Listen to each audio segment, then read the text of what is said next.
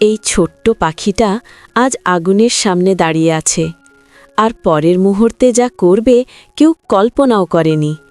সবাই তাকে দুর্বল বলতো, নাম তার বেক্কু, কারণ সে নাকি কিছুই পারে না। অন্য পাখিরা উড়ে যায় আকাশে, আর বেক্কু পড়ে থাকে মাটিতে, একাই। হঠাৎ একদিন পুরো গ্রামে আগুন লাগে, চিৎকার, দৌড়, ভয়, সবাই পালায়। কিন্তু একজন থামে।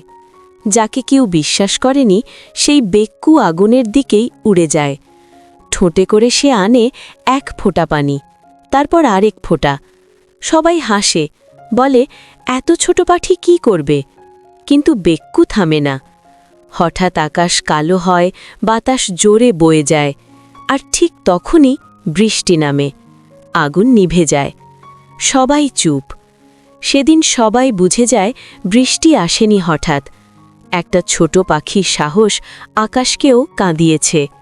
মনে রাখবেন, ছোট হলেও সাহস থাকলে বড় কিছু বদলানো যায়।